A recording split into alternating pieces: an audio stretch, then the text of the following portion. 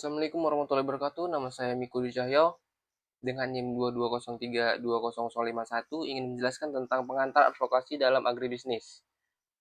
Definisi advokasi secara umum, advokasi dapat didefinisikan sebagai serangkaian tindakan strategi yang bertujuan untuk mempengaruhi kebijakan, keputusan, atau praktik yang berdampak pada kelompok atau kepentingan tertentu.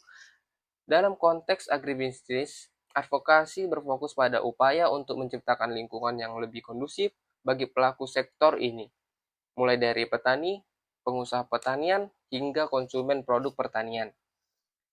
Menurut definisi para ahli, menurut Peterson di tahun 2003, dalam bukunya, advokasi adalah proses yang bertujuan untuk mempengaruhi kebijakan publik dan alokasi sumber daya dalam rangka menciptakan perubahan sosial yang produktif.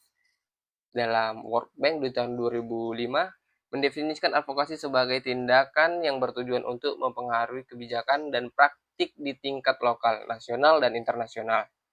Jenis advokasi agribisnis, advokasi kebijakan, berupa mengubah atau mempengaruhi kebijakan pemerintah terkait pertanian seperti subsidi, regulasi, ekspor impor, dan pengelolaan sumber daya alam dan perlindungan petani. Dalam advokasi bisnis fokus pada upaya untuk menciptakan pasar yang lebih adil dan menguntungkan bagi petani dan pelaku agribisnis, termasuk isu harga, transparansi atau pasok, dan akses pasar. Advokasi hak memperjuangkan hak petani dan pekerja pertanian seperti hak atas tanah, upah yang layak, dan kondisi kerja yang aman.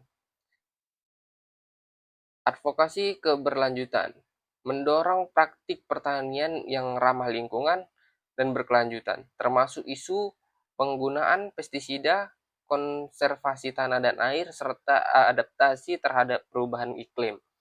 Advokasi konsumen mengedukasi dan melindungi hak konsumen produk pertanian terkait kualitas, keamanan pangan, dan informasi produk. Dari petani ke pasar, peran penting advokasi dalam agribisnis. Dari petani ke pasar, advokasi membantu petani dalam menyuarakan kebutuhan dan tantangan mereka terkait akses pasar, harga yang adil, dan informasi pasar. Mulai advokasi, petani dapat membentuk organisasi atau kelompok kepentingan atau memiliki daya tawar yang lebih kuat dalam rantai pasok. Contohnya, advokasi dapat mendorong dan membentuk koperasi petani yang mampu dilakukan negosiasi harga yang lebih baik dengan pedagang atau pengolahan hasil pertanian. Peran dari petani ke pemerintah, advokasi menjadi jembatan komunikasi antara petani dan pemerintah. Petani dapat menyampaikan aspirasi mereka terkait kebijakan pertanian, infrastruktur, bantuan modal, dan program-program pemberdayaan melalui organisasi petani atau lembaga advokasi. Advokasi yang efektif dapat menghasilkan kebijakan yang responsif terhadap kebutuhan petani, seperti alokasi anggaran untuk irigasi, subsidi pupuk yang tepat sasaran, atau perlindungan terhadap fluktuasi harga komoditas. Dari pasar ke pemerintah, pelaku agribisnis di tingkat pasar seperti pengolah hasil pertanian, distributor, dan eksportir juga memerlukan advokasi untuk menyampaikan kebutuhan mereka terkait regulasi perdagangan, standar mutu dan infrastruktur logistik, dan kebijakan ekspor impor. Advokasi dari sektor ini dapat membantu pemerintah dalam merumuskan kebijakan yang mendukung pertumbuhan dan daya saing industri agribisnis secara keseluruhan. Perbedaan advokasi, kampanye, lobby, dan negosiasi. Advokasi sendiri didefinisikan serangkaian tindakan strategi untuk mempengaruhi kebijakan, keputusan, atau praktik yang berdampak pada kelompok atau kepentingan tertentu. Dalam fokus utama, perubahan kebijakan, regulasi, atau praktik yang lebih menguntungkan bagi kelompok yang diadvokasikan. Dengan metode utama, penelitian, analisis kebijakan, dan membangun koalisi, mobilisasi publik, dan komunikasi media, lobi, dan kampanye. Dengan kampanye sendiri didefinisikan sebagai upaya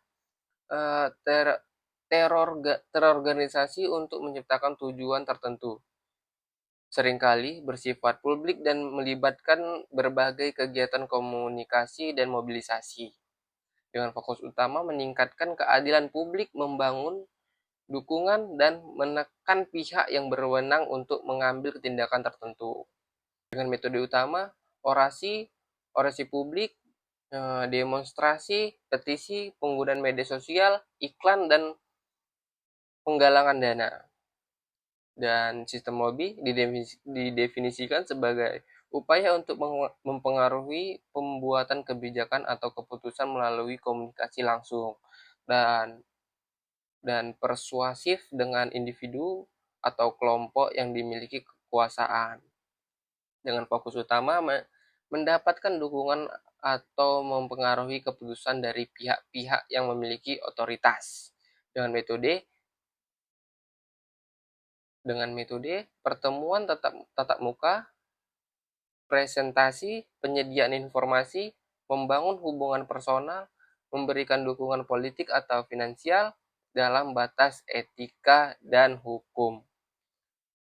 Sedangkan negosiasi didefinisikan proses diskusi dan tawar-menawar antara dua atau lebih pihak dengan kepentingan yang berbeda untuk menciptakan kesepakatan yang saling menguntungkan, dengan fokus utama mencapai kesepakatan atau kompromi atau isu atas isu atau masalah tertentu. Dengan metode utama diskusikan argumen tawar-menawar, diidentifikasi kepentingan bersama secara solusi kreatif.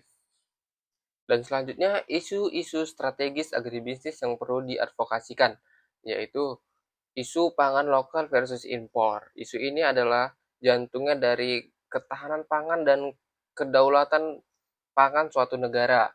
Advokasi di sini berfokus pada keseimbangan antara memenuhi kebutuhan konsumsi domestik melalui produksi lokal dan peran impor dalam menjaga kestabilan pasokan dan harga. Mengapa perlu diadvokasikan? Poin pertama, yaitu kedaulatan pangan. Ketergantungan berlebihan pada impor dapat mengancam kedaulatan pangan, membuat negara rentan terhadap gejolak pasar global dan kebijakan negara pengekspor. Poin kedua, kesejahteraan petani lokal. Impor yang tidak terkontrol, terutama saat panen raya domestik, dapat menekan harga produk petani lokal, mengakibatkan kerugian dan menurunkan minat bertani. Poin ketiga, membangun ekonomi lokal. Mendorong pangan lokal berarti mendukung rantai nilai di dalam negeri, menciptakan lapangan kerja, dan menggerakkan ekonomi perdesaan. Poin keempat, kualitas dan keamanan pangan. Kontrol kualitas dan keamanan pangan lokal seringkali lebih mudah diawasi dibandingkan dengan produk impor yang memenuhi perjalanan jauh. Poin-poin advokasi. Penerapan kebijakan perlindungan pasar yang adil bagi produk petani lokal seperti tarif impor yang disesuaikan atau kuota impor yang bijaksana. Meningkatkan investasi dalam produktivitas pertanian lokal, misal benih unggul, irigasi, dan pupuk. Selanjutnya, pengaruh rantai pasok domestik untuk mengurangi biaya dan meningkatkan efisiensi distribusi dengan pangan lokal. Poin selanjutnya, edukasi konsumen tentang pentingnya memilih produk pangan lokal dan musim. Isu keberlanjutan dan pertanian hijau green agriculture.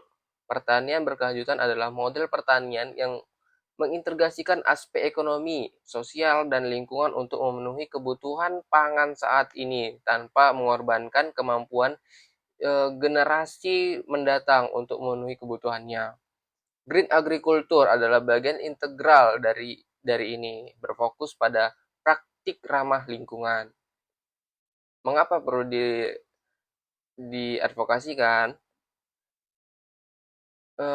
Degradasi lingkung yang poin pertama itu adalah degradasi lingkungan. Praktik pertanian integratif yang tidak berkelanjutan dapat menyebabkan degradasi tanah, polusi air, hilangnya keanekaragaman hayati, dan emisi gas rumah kaca. Poin kedua, resiliensi terhadap perubahan iklim. Pertanian berkelanjutan dan hijau pembangunan resiliensi terhadap dampak perubahan iklim seperti kekeringan, banjir, hama penyakit baru. Poin ketiga, kesehatan konsumen. Pengaruh penggunaan bahan kimia berbahaya dalam pertanian mendukung kesehatan konsumen dan ekosistem. Poin keempat, meningkatkan kualitas produk. Seperti praktik pertanian yang baik seringkali menghasilkan produk dengan kualitas lebih tinggi. Poin-poin advokasi. Integratif dan lingkungan pertanian untuk petani yang mengadopsi praktik pertanian organik, pertanian terpadu, dan agroforestry, dan penggunaan energi terbarukan. Regulasi yang lebih ketat terhadap penggunaan pestisida dan pupuk kimia sintetik. Edukasi dan pelatihan bagi petani tentang praktik pertanian berkelanjutan. Menciptakan pasar yang lebih besar untuk produk-produk pertanian berkelanjutan dan organik. Perlindungan petani, UMKM, agribisnis, dan akses pasar. Petani dan UMKM agribisnis seringkali menjadi pihak yang sering rentan dalam rantai nilai agribisnis, menghadapi tantangan dalam hal akses modal, teknologi, informasi, dan pasar yang adil. Mengapa perlu diadvokasikan? Poin pertama, kesejahteraan ekonomi. Petani dan UMKM adalah tulang punggung agribisnis. Perlindungan mereka berarti perlindungan ekonomi dan desa dan komunitas. Yang kedua, inovasi dan diverifikasi. Dukungan bagi UMKM mendorong inovasi produk dan diverifikasi usaha di sektor agribisnis. Poin ketiga, pengurangan kesenjangan. Akses pasar yang adil mengurangi kesenjangan antara produsen kecil dan petani besar. Poin-poin advokasinya adalah menciptakan skema pembiayaan yang mudah diakses dan terjangkau bagi petani dan UMKM, misalnya KUR khusus pertanian, subsidi bunga, dan lain-lain. Poin kedua, meningkatkan akses terhadap teknologi dan informasi pertanian, misalnya penyuluhan, aplikasi pertanian, dan lain-lain. Poin ketiga, pengembangan infrastruktur pasca panen dan logistik untuk mengurangi kerugian pasca panen. Poin keempat, fasilitasi kemitraan yang adil antara petani atau UMKM dengan industri pengolahan atau retail besar. Perlindungan terhadap praktik monopoli atau oligopoli di pasar pertanian. Terus pemberdayaan kelembagaan pertanian seperti koperasi, kelompok tani untuk meningkatkan daya tawar. Isu ketimpangan logistik agribisnis di daerah 3T. Ketimpangan infrastruktur di akses logistik di daerah 3T yaitu terdepan, terluar, dan tertinggal. Merupakan hambatan besar bagi pengembangan agribisnis, menyebabkan biaya tinggal dan kesulitan distribusi. Mengapa perlu diadvokasikan? Itu di disparitas Mengapa perlu diadvokasikan? Disparitas harga, biaya logistik yang tinggi menyebabkan harga produk pertanian di daerah 3T menjadi mahal dan bagi konsumen. Sementara harga di tingkat petani menjadi sangat rendah karena kesulitan akses ke pasar. Kerugian pasca panen. Kerugian fasilitas penyiapan dan transportasi yang menjadi penyebab tingginya tingkat kerugian pasca panen. Keterbatasan akses pasar. Petani di daerah 3T kesulitan untuk menjual produk mereka ke pasar yang lebih luas. Membatasi potensi pendapatan mereka. Terus mengapa lagi? Menggunakan regional mengatasi ketimpangan logistis krusial untuk membangun ekonomi yang merata di seluruh wilayah. Poin-poin advokasinya yaitu meningkatkan inovasi pertanian dalam pembangunan infrastruktur seperti jalan, jembatan, pelabuhan, dan bandara di daerah 3T. Poin kedua, mengembangkan pusat-pusat pengumpulan dan distribusi produk pertanian di tingkat lokal dan regional. Poin ketiga, pemberian intensif bagi perusahaan logistik untuk berpotensi di daerah 3T. Poin keempat, memanfaatkan teknologi digital untuk informasi logistik dan manajemen rantai pasok di daerah terpencil. Poin kelima, pengembangan modal transportasi alternatif yang sesuai dengan kondisi geografis daerah 3T. Studi kasus advokasi pangan organik di daerah food and stage dan digitalisasi supply chain. Studi kasus advokasi pangan organik di era food and stage dan digital supply chain. Studi kasus ini menyoroti bagaimana advokasi pangan organik dapat berinteraksi dengan dua tren besar, program food and stage seperti lumbung pangan skala besar dan digitalisasi rantai pasok. Di latar belakangnya dengan pangan organik, sektor yang berkembang pesat didorong oleh kesadaran konsumen akan kesehatan dan lingkungan. Namun tantangannya adalah sertifikasi, biaya produksi yang lebih tinggi, dan akses pasar. Poin kedua adalah food and stakes, program pemerintah untuk menciptakan kawasan produksi pangan berskala besar, seringkali untuk komoditas tertentu.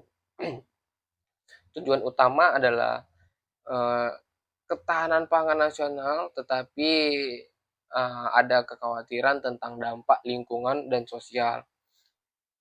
Digitalisasi supply chain, penggunaan teknologi seperti LOT, blockchain, AI, dan e-commerce untuk meningkatkan efisiensi, transparansi, dan keterlancakan dalam rantai pasok. Isu advokasi dalam konteks ini melibatkan konflik potensial. Program food and stage yang berorientasi molekuler dan intensifikasi dapat bertentangan dengan prinsip-prinsip pertanian organik dan berkelanjutan. Advokasi diperlukan untuk memastikan bahwa food and stage mengembangkan praktik berkelanjutan atau bahkan mengintegrasikan zona organik. Peluang digitalisasi. Digitalisasi dapat menjadi alat advokasi yang kuat untuk pangan organik. Platform e-commerce dapat menghubungkan langsung petani organik dengan konsumen. Blockchain dapat menjamin transparansi sertifikasi dan ketertelusuran produk. Dan data analitik dapat mengidentifikasi pasar potensial. Selanjutnya, sertifikasi dan standar. Advokasi untuk menyederhanakan proses sertifikasi organik dan pengembangan standar yang terjangkau bagi petani kecil. Selanjutnya, dukungan kebijakan, mendorong kebijakan yang mendukung pengembangan rantai nilai pangan organik, termasuk intensif pajak, subsidi, dan program pendidikan. Poin-poin advokasinya adalah integrasi prinsip pertanian organik dan berkelanjutan dalam merencanakan dan pelaksanaan program food instinct. Pengembangan infrastruktur digital yang mendukung transparansi dan ketertelusuran produk organik. Selanjutnya, fasilitasi akses petani dan organik ke platform digital dan pelatihan penggunaan teknologi. Penyusunan regulasi yang jelas dan mendukung ekosistem pangan organik, termasuk skema sertifikasi partisipasif dan PGS sebagai alternatif sertifikasi pihak ketiga untuk petani dalam skala kecil. Selanjutnya ada teknik dan strategi advokasi modern dalam agribisnis. Nah, ada 3 bagian, itu digitalisasi advocacy, ada grassroots advocacy, dan media relation. Digital advocacy yaitu era digital telah merubah langkah advokasi secara signifikan. Media sosial, petisi online, dan kampanye digital menjadi alat yang ampuh untuk menjangkau khalayak luas, membangun kesadaran dan mobilisasi dukungan. Yang kedua ada grassroots advocacy, berfokus pada mobilisasi dan pemberdayaan masyarakat di tingkat akar rumput. Dalam konteks ini adalah komunitas petani. Kekuatan advokasi ini terletak pada jumlah dan suara kolektif dan dari individu yang berdampak langsung oleh isu yang diperjuangkan. Selanjutnya, poin 3 adalah media relation.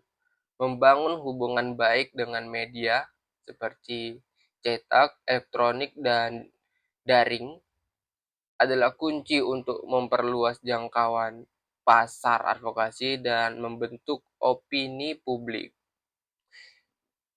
Digital advocacy memanfaatkan media sosial, petisi online, dan kampanye digital ini. Menurut media sosial, platform seperti Twitter, Facebook, Instagram, dan YouTube memungkinkan para advokasi untuk menyebarkan informasi, berbagi fakta atau data, cerita, dan analisis pengenal isu-isu agribisnis, membangun komunitas seperti menghubungkan dengan individu dan organisasi yang memiliki minat yang sama, mengorganisir aksi seperti menggunakan acara kampanye dan acara-acara untuk terlibat dan cara-cara untuk terlibat dalam hal tersebut. Mempengaruhi opini publik, membentuk narasi, dan merespon informasi yang salah atau merugikan. Selanjutnya, berinteraksi langsung dengan pembuat kebijakan. Beberapa pembuat kebijakan aktif di media sosial dan dapat dipengaruhi oleh tekanan publik.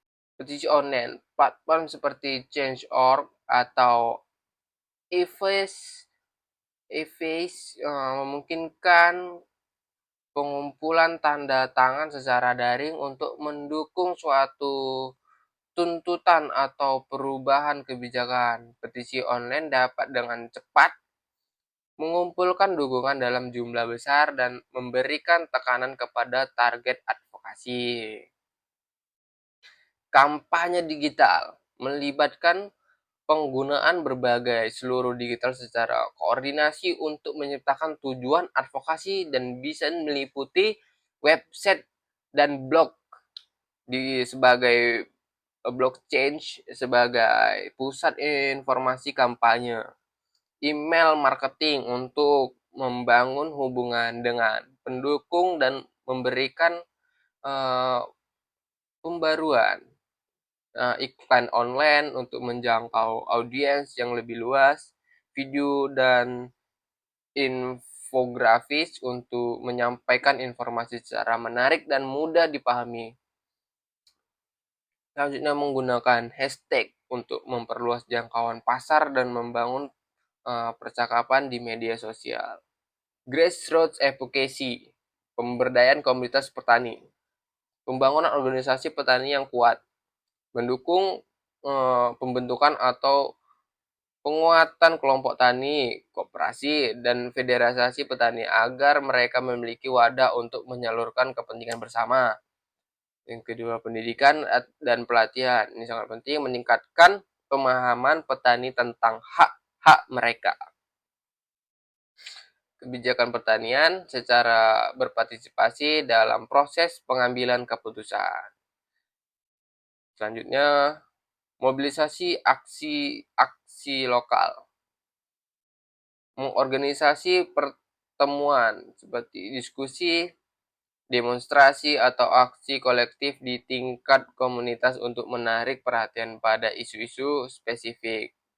Membangun koalisi dengan organisasi lain, bekerja sama dengan organisasi masyarakat sipil atau OMS, akademisi, dan kelompok lain memiliki tujuan yang sejalan.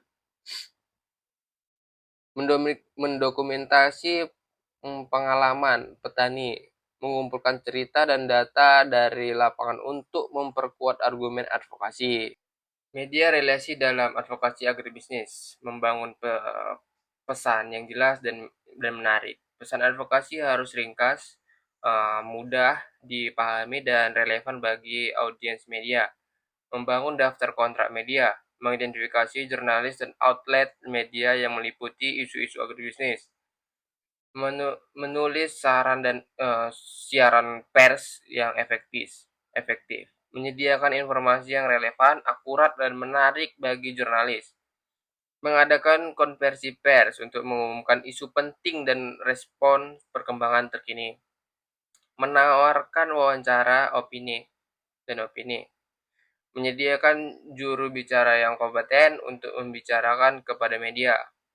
Monitor liputan media, melacak bagaimana isu advokasi meliputi dan merespon jika ada informasi yang tidak akurat. Membangun hubungan jangka panjang dengan jurnalis, berusaha menjadi sumber informasi yang kredibel bagi media. Mengapa media penting bagi advokasi? Meningkatkan kesadaran publik. Media memiliki jangkauan yang luas dapat membantu menyampaikan isu kepada khalayak yang lebih besar. Membentuk opini publik. Memberitakan media dapat mempengaruhi bagaimana masyarakat memandang suatu isu. Menarik pembuatan kebijakan. Meliputi liputan media yang negatif dapat memberikan tekanan pada pembuat kebijakan untuk bertindak. Membangun kredibilitas. Liputan media yang positif dapat meningkatkan kredibilitas organisasi advokasi. Studi kasus seperti kampanye Save Sawah dan Petani Berdaulat dengan hashtag Save Sawah. Kampanye ini kemungkinan besar bertujuan untuk meningkatkan kesadaran tentang pentingnya lahan sawah bagi ketahanan pangan, ekosistem, dan mata pencarian petani. Strategi yang mungkin digunakan adalah media sosial, seperti menggunakan hashtag Save Sawah untuk menyebarkan informasi, foto, dan video tentang ancaman alih fungsi lahan sawah. Selanjutnya, petisi online, seperti mengumpulkan dukungan publik untuk menolak alih fungsi lahan sawah atau mendorong kebijakan perlindungan lahan. Selanjutnya, keterlibatan tokoh masyarakat seperti selebritis. Mendapatkan dukungan dari tokoh publik untuk memberikan pesan kampanye. Selanjutnya, itu adalah liputan media menyampaikan pemberitaan di media massa tentang isu alih fungsi lahan sawah dan dampaknya. Selanjutnya, aksi lokal. Mengorganisasi aksi damai atau diskusi publik dan komunitas yang berdampak. Petani dengan hashtag Petani Berdaulat. Kampanye ini kemungkinan besar berfokus pada isu kedaulatan pangan yang memberdayakan petani. Strategi yang mungkin digunakan adalah narasi pemberdayaan, menyebarkan cerita sukses petani dan pentingnya dukungan terhadap petani lokal. Edukasi publik, seperti meningkatkan pemahaman masyarakat tentang isu-isu seperti impor pangan, harga yang tidak adil, dan hak-hak petani. Advokasi kebijakan, seperti mendorong pemerintah untuk mengadopsi kebijakan yang lebih pro petani, seperti perlindungan harga, akses pasar, dan dukungan teknologi. Selanjutnya, kolaborasi dengan organisasi petani. Bekerja sama dengan organisasi petani di berbagai tingkat untuk memperkuat gerakan. Selanjutnya, menggunakan konten kreatif seperti membuat infografis, video pendek, dan konten menarik lainnya untuk menjangkau audiens yang lebih luas. Analisis studi kasus seperti identifikasi tujuan, yaitu apa sih tujuan spesifik dari setiap kampanye.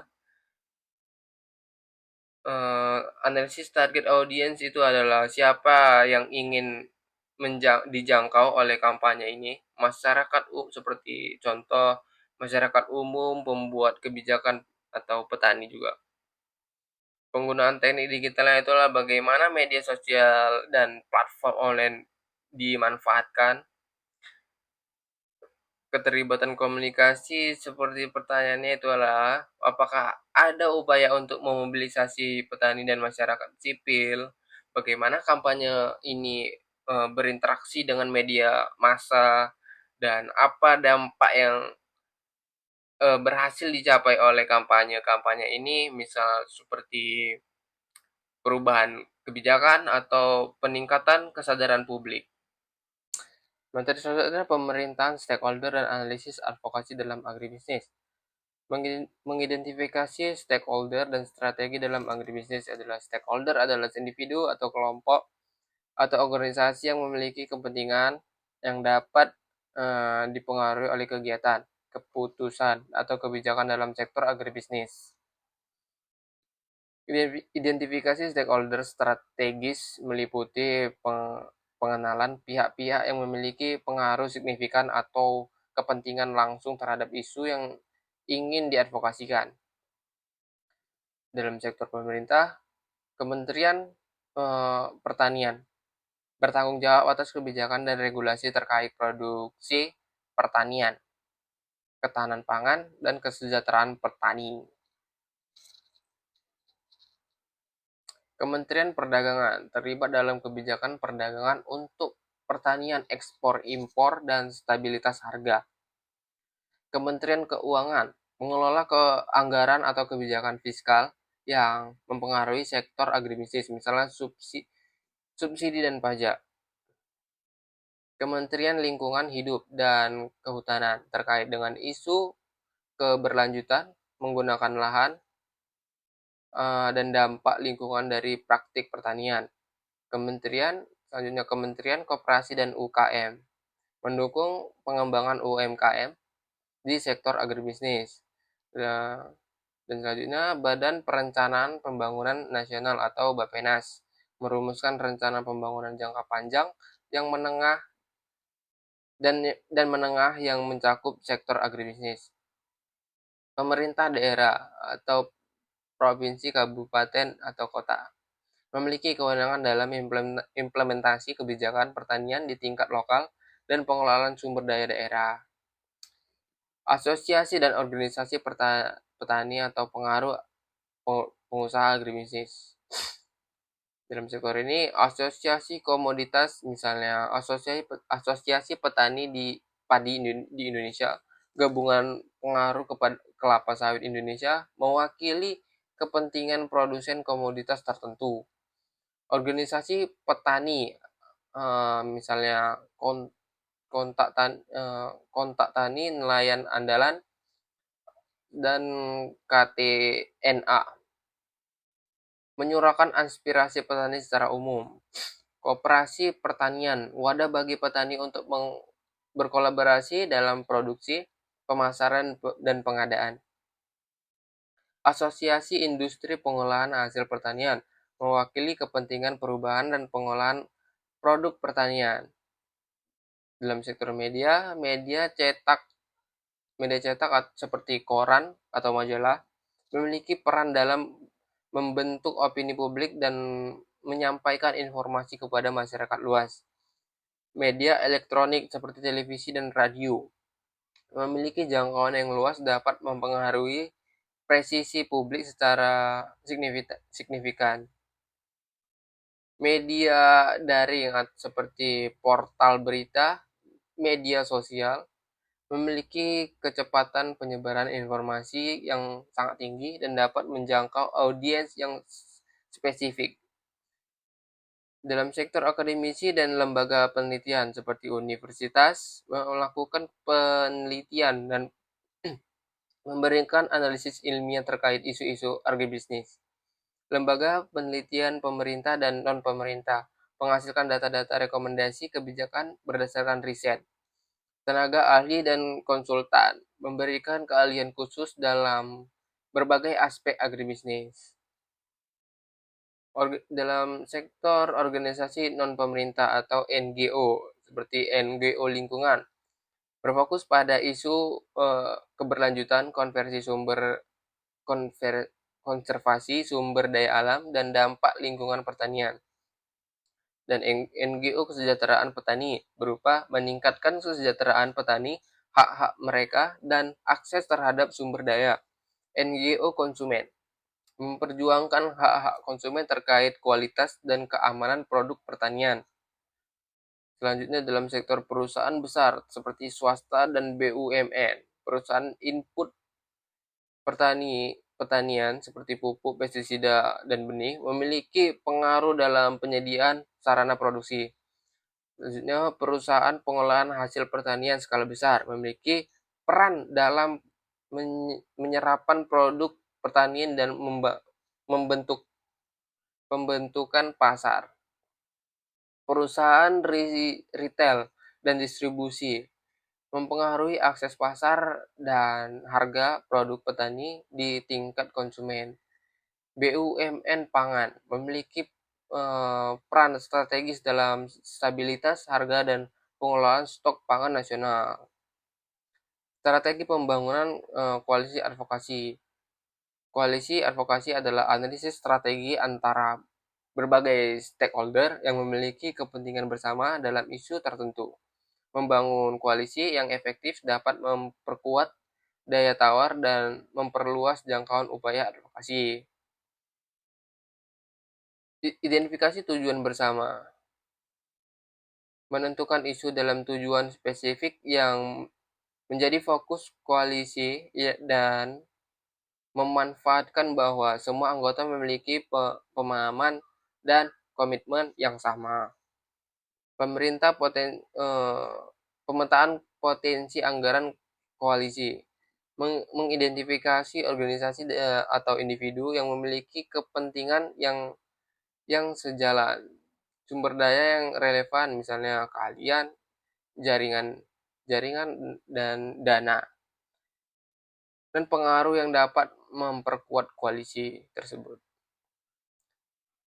Selanjutnya, membangun komunikasi yang efektif. Menciptakan saluran komunikasi yang terbuka dan rutin antara anggota koalisi untuk berbagi informasi, berkoordinasi, dan mengambil keputusan bersama. Menentukan peran atau tanggung jawab yang jelas. Mendefinisikan peran dan kontribusi masing-masing anggota, seperti koalisi berdasarkan kekuatan dan sumber daya mereka. Mengembangkan struktur dan mekanisme kerja. Menetapkan bagaimana koalisi akan berpotensi, termasuk proses pengambilan keputusan, pengolahan keuangan jika ada, dan evaluasi kegiatan. Selanjutnya, membangun kepercayaan dan hubungan baik, mendorong kolaborasi yang efektif yang saling menghormati atau antar anggota dan koalisi, memanfaatkan kekuatan dan jaringan masing-masing anggota. Yang itu mengembangkan sumber daya dan pengaruh dari berbagai organisasi untuk mencapai tujuan advokasi yang lebih besar.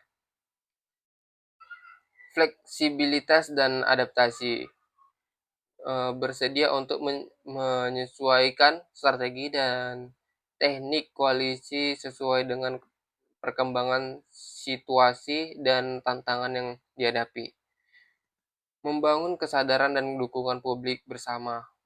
Koordinasi upaya komunikasi publik untuk memperkuat pesan advokasi. Analisis kepentingan dan pengaruh stakeholder. Menganalisis keputusan dan pengaruh setiap stakeholder adalah langkah penting untuk mengalami dinamika politik dan sosial di sekitar isu advokasi. Analisis ini membantu dalam mengidentifikasikan siapa yang menjadi sekutu potensial, siapa yang mungkin menjadi penentang, dan bagaimana cara untuk terkait untuk berinteraksi dengan masing-masing pihak. Kebijakan lingkungan dan pengaruh pada bisnis. Pentingnya stakeholder mengidentifikasi apa yang menjadi kepentingan utama setiap stakeholder terkait isu yang diadvokasikan. Kepentingan ini bisa bersifat ekonomi, sosial, politik, atau lingkungan. Memahami kepentingan stakeholder membantu dalam memuaskan pesan advokasi yang relevan dan menarik bagi mereka. Pengaruh stakeholder mengukur kemampuan setiap stakeholder untuk mempengaruhi kebijakan, keputusan, dan opini publik. Pengaruh ini dapat berasal dari posisi formal, misalnya pemerintah, sumber daya ekonomi, jaringan yang luas, atau legitimasi di mata masyarakat. Kebijakan lingkungan dan pengaruh pada bisnis.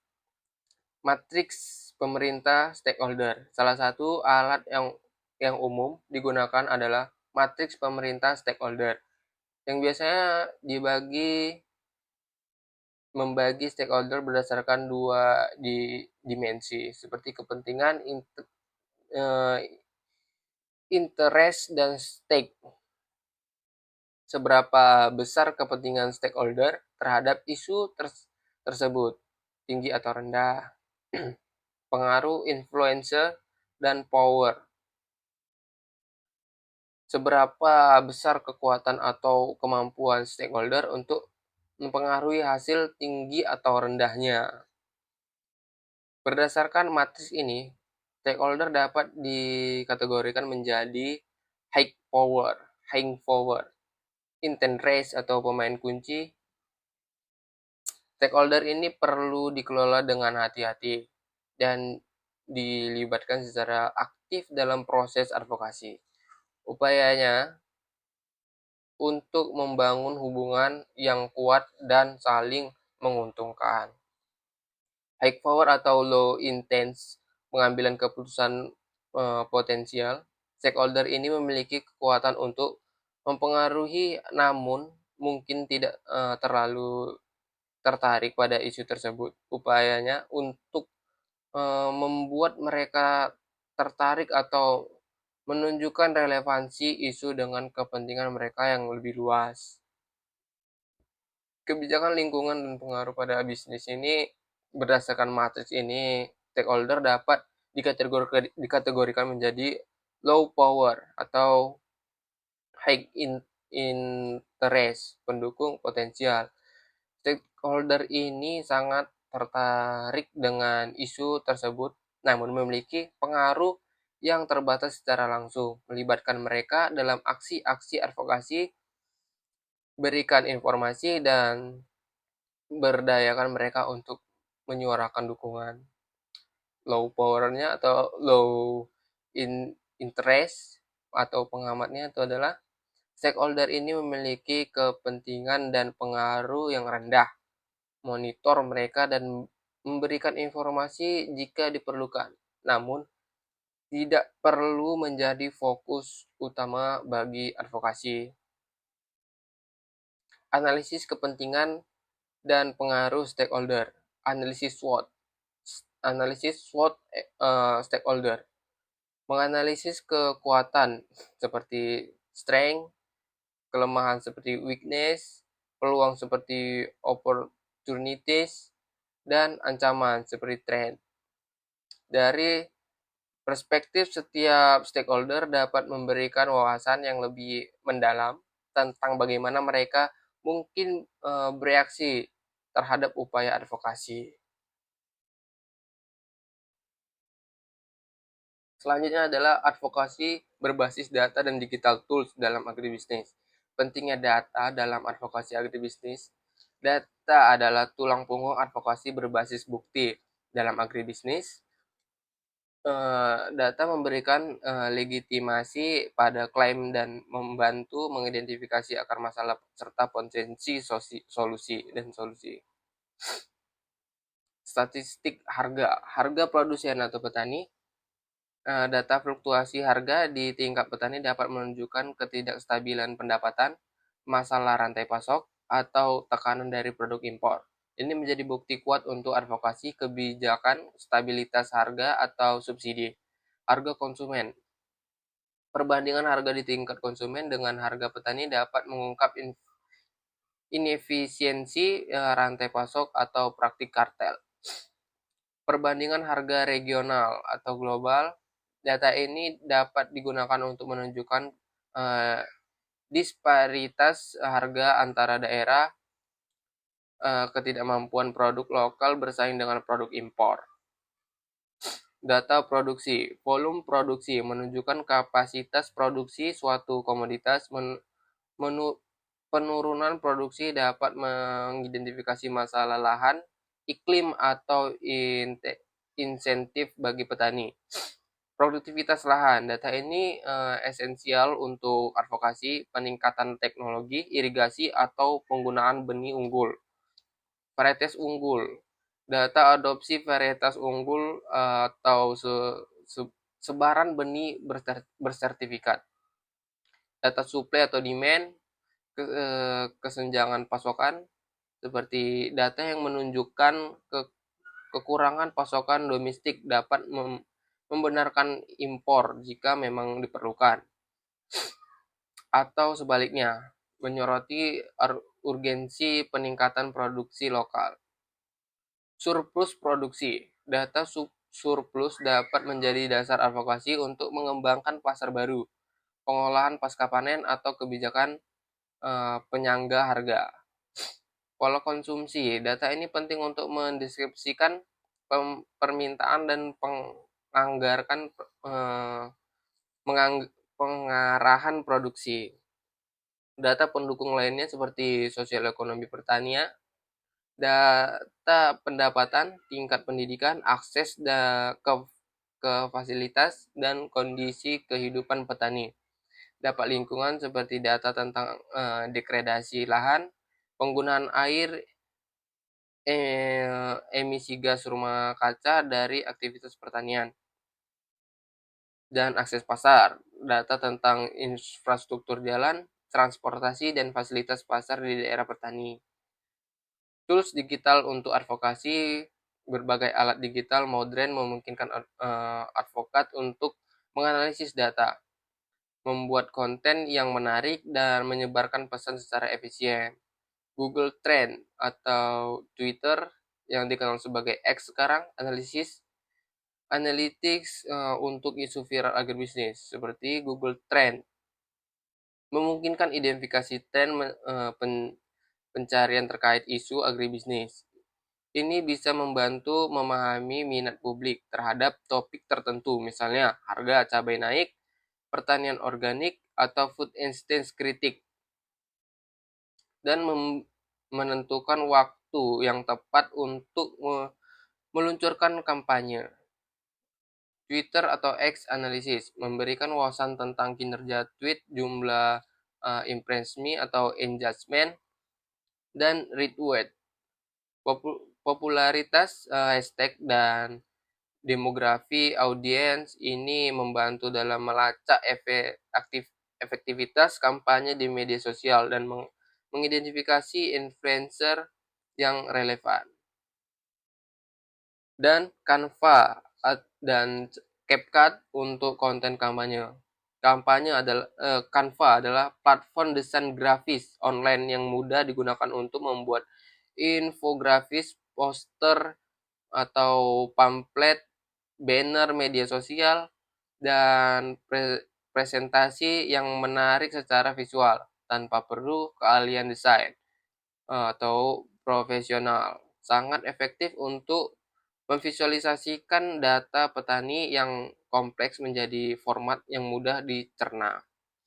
Dan CapCut, aplikasi editor video seluler yang populer untuk membuat video pendek yang dinamis dan menarik, cocok untuk membuat konten video singkat untuk TikTok, Instagram Reels, atau YouTube Short yang dapat menyebarkan pesan advokasi dengan cepat dan emosional. Misalnya, video kondisi petani dampak isu tertentu.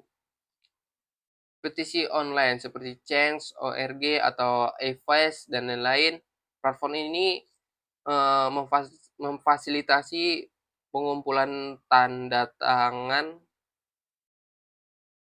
massal secara daring untuk mendukung suatu tuntutan atau perubahan kebijakan. Mereka memberikan kemudahan bagi individu untuk berpartisipasi secara kolektif, menunjukkan dukungan terhadap isu agribisnis tertentu. Misalnya, menuntut perlindungan lahan petani, mendesak pemerintah untuk meninjau kebijakan impor. Efektivitas terletak pada kemampuannya untuk memobilisasi dukungan global atau nasional dengan cepat.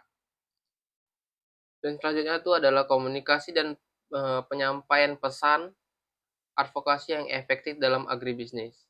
Teknik komunikasi yang persuasif dalam advokasi.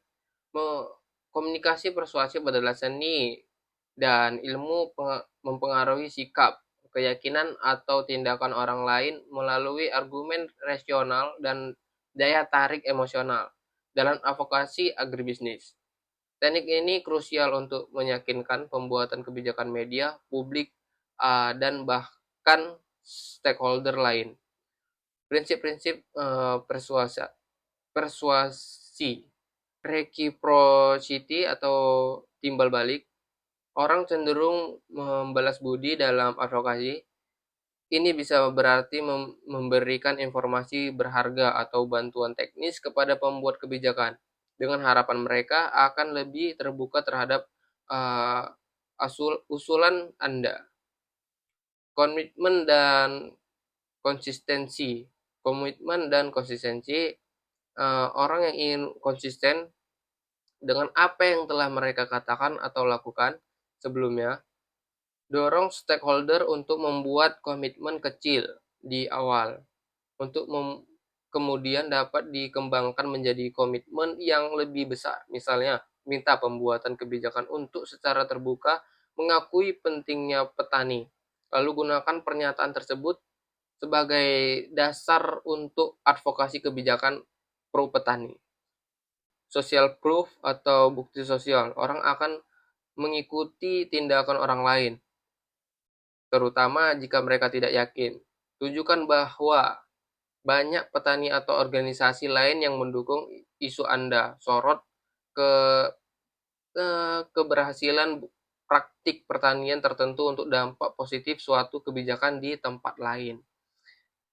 Authority atau otoritas. Orang yang cenderung mengikuti saran dari figur otoritas. Gunakan data dari lembaga penelitian terkemuka. Kutip pendapat ahli pertanian atau libatkan tokoh masyarakat yang dihormati dalam kampanye advokasi.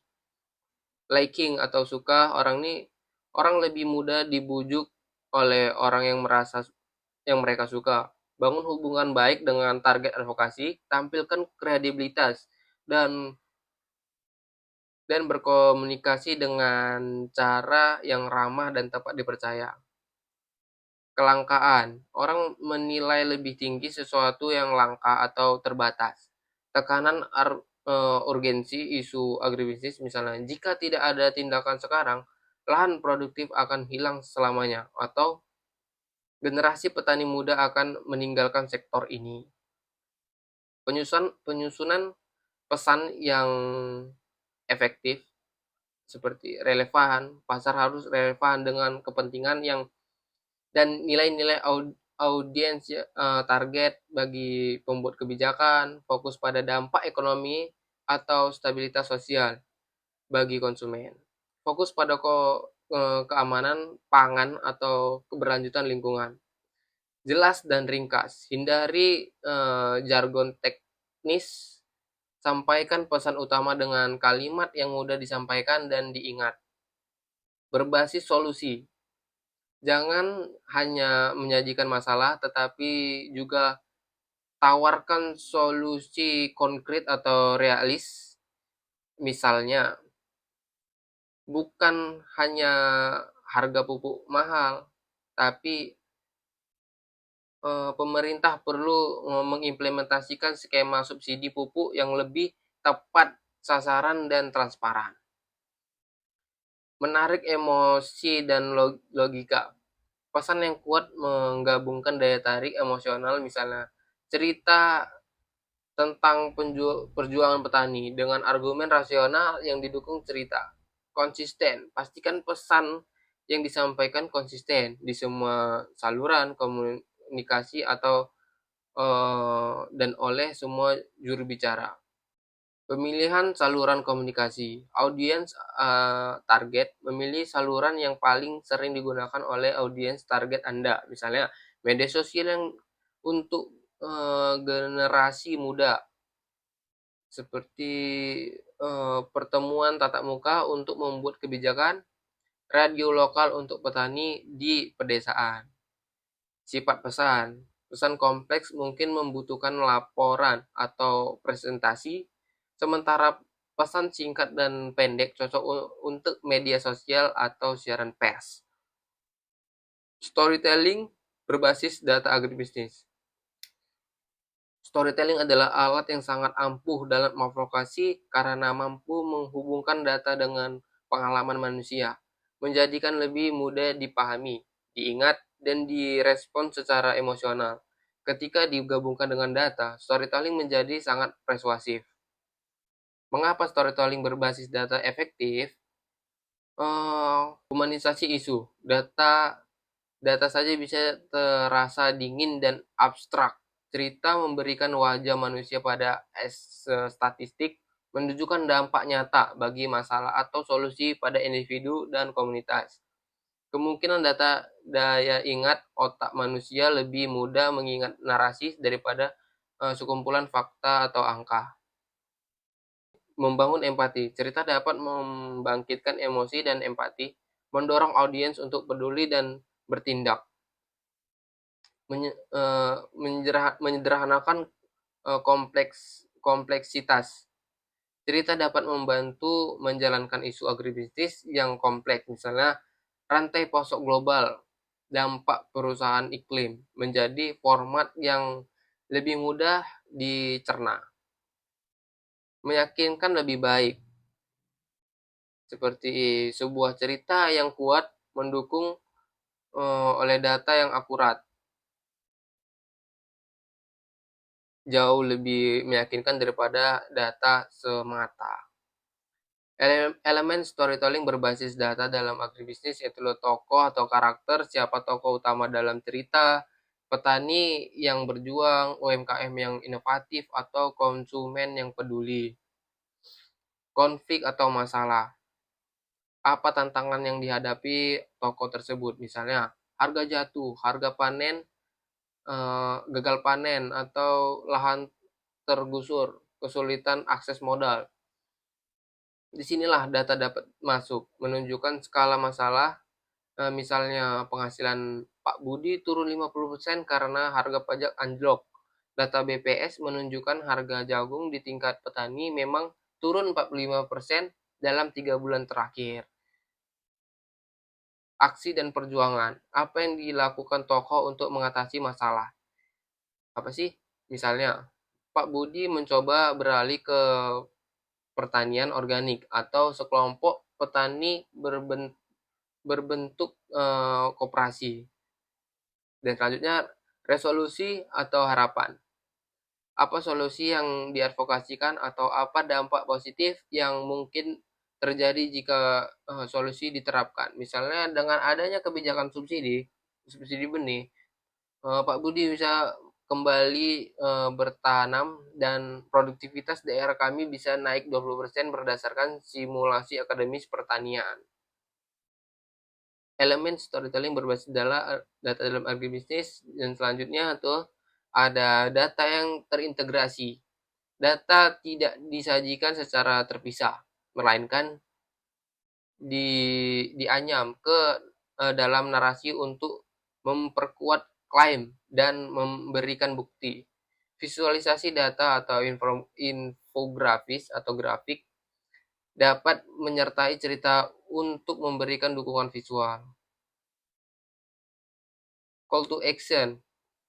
Apa yang diharapkan dari audiens setelah mendengar cerita? Misalnya, dukungan petisi kami. Hubungi wakil rakyat Anda. Beli produk petani lokal.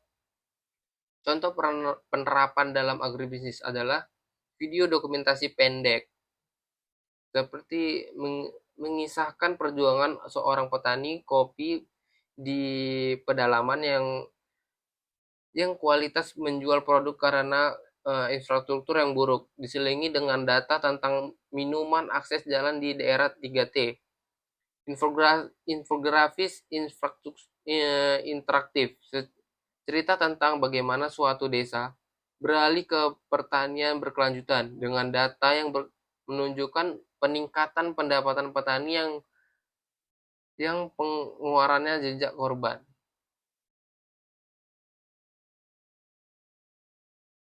Testimoni petani, kutipan langsung dari petani yang menggambarkan dampak positif atau negatif suatu kebijakan, diperkuat dengan statistik relevan. Laporkan advokasi. Struktur laporan yang diawali dengan cerita inspiratif atau gambaran masalah di lapangan, diikuti oleh analisis data dan rekomendasi kebijakan. Dan selanjutnya yaitu adalah manajemen krisis dalam advokasi agribisnis. Apa itu manajemen krisis dalam konteks advokasi? Adalah serangkaian proses dan tindakan yang terencana untuk mempersiapkan, merespon, dan pulih dari peristiwa tak terduga yang dapat merugikan tujuan advokasi, kredibilitas organisasi atau kelompok yang diwakili. Tujuannya adalah meminimalkan dampak negatif dan jika mungkin mengubah krisis menjadi peluang. Contoh krisis dalam advokasi agribisnis adalah berita hoax harga pangan.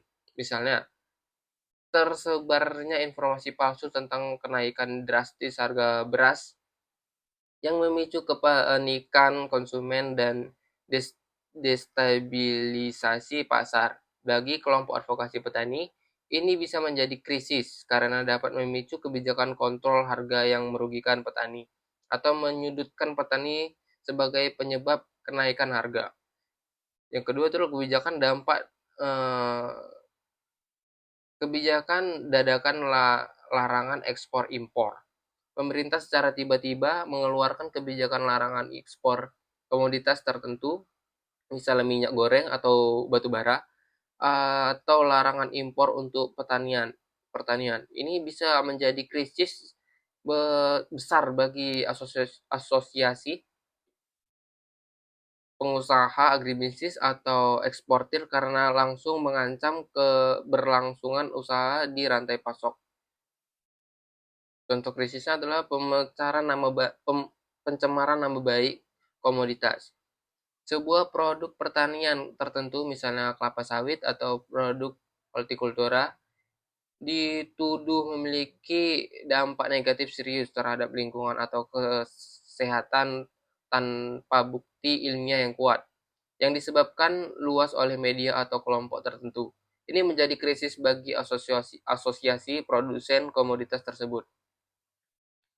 Kegagalan program pertanian skala besar, sebuah program pemerintah misalnya food estate yang diadvokasikan atau dikritik oleh organisasi ternyata mengalami kegagalan besar yang menyebabkan kerugian ekonomi dan lingkungan.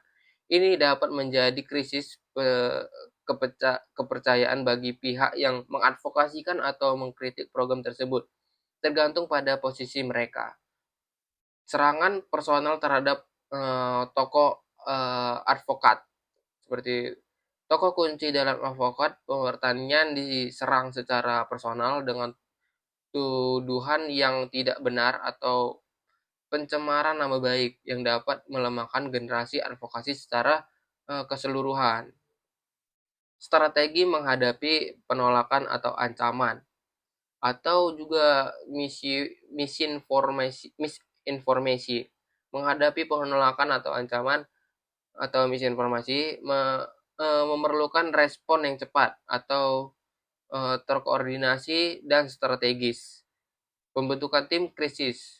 Tunjuk tim inti yang terdiri dari juru bicara, ahli komunikasi, dan ahli hukum jika diperlukan. Dan perwakilan dari kelompok yang diadvokasikan. Tim ini harus memiliki otoritas untuk membuat keputusan cepat. Pemantauan dan deteksi dini.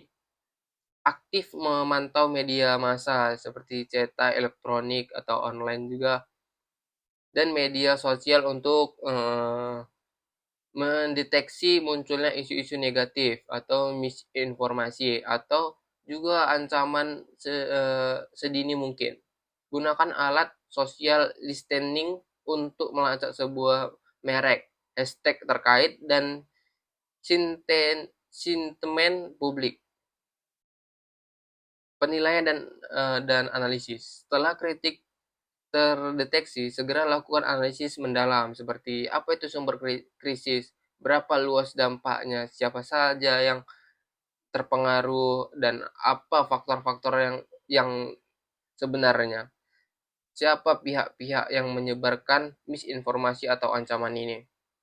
Bedakan antara kritik dan yang valid dan misinformasi atau hoax. Pengembangan pasar kunci. Rumuskan pesan-pesan kunci yang jelas, ringkas, akurat, dan konsisten. Fokus pada fakta karena misinformasi dan penegasan posisi advokasi. Hindari bahasa yang emosional atau defensif. Respon cepat dan tepat. Jangan menunda respon.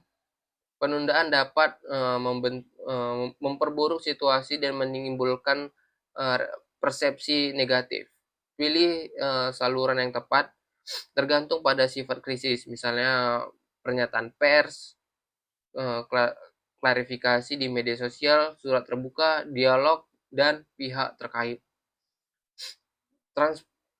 Transparansi, seperti bersikap terbuka dan jujur sejauh mungkin. Empati, akui kekhawatiran publik atau pihak yang berdampak. Fokus pada solusi. Jika krisis terkait masalah, sampaikan langkah-langkah yang akan diambil untuk mengatasinya. Melawan misinformasi dan hoax. Fakta dan bukti. Sajikan data dan bukti konkret untuk membantu misinformasi. Atau untuk membantah misinformasi. Klasifikasi. Lakukan klarifikasi publik secara tegas melalui media dan platform digital. Edukasi publik. Jika perlu, meluncurkan kampanye edukasi untuk meningkatkan literasi media dan kritis masyarakat terhadap informasi yang diterima. Melapor ke platform atau pihak berwenang jika misinformasi tersebut melalui platform tertentu. Laporkan untuk tindakan lebih lanjut. Libatkan influencer atau ahli. Minat bantuan pihak yang memiliki kredibilitas untuk menyebarkan fakta dan membantah hoax. Evaluasi dan pembelajaran. Setelah krisis mereda, lakukan evaluasi penyeluruh tentang bagaimana krisis ditangani. Identifikasi pelajaran yang bisa diambil untuk meningkatkan kesiapsiagaan di masa depan. Perbarui rencana manajemen krisis dan jika diperlukan. Teknik membuat pernyataan resmi dan klasifikasi di media sosial. Pernyataan resmi dan klasifikasi di media sosial memerlukan pendekatan yang berbeda, namun tetap konsisten dalam pesan. Pernyataan resmi seperti jelas dan ringkas. Sampaikan poin-poin utama dalam beberapa paragraf, faktual dan akurat. Pastikan semua informasi yang disampaikan benar dan dapat diverifikasi. Tujuan yang jelas, apa yang ingin dicapai dengan pernyataan ini, misalnya mengklarifikasi, membantah tuduhan, dan mengumumkan tindakan. Satu suara, pastikan hanya satu juru bicara resmi yang ditujukan untuk memberikan pernyataan. Call to action atau opsional. Jika relevan, sertakan apa yang diharapkan dari pihak lain untuk publik. Kontak media, sertakan informasi kontak juru bicara untuk pernyataan lebih lanjut.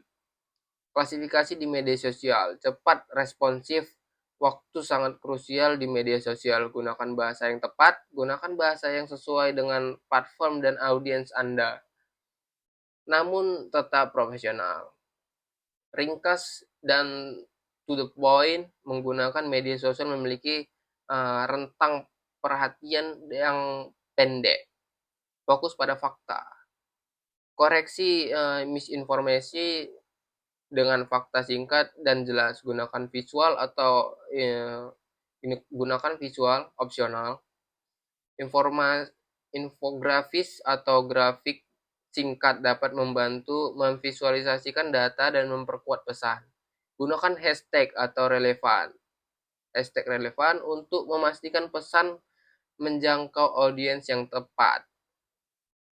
Bersiap untuk interaksi atau harapan pertanyaan atau komentar, dan bersiaplah untuk merespon secara bijaksana.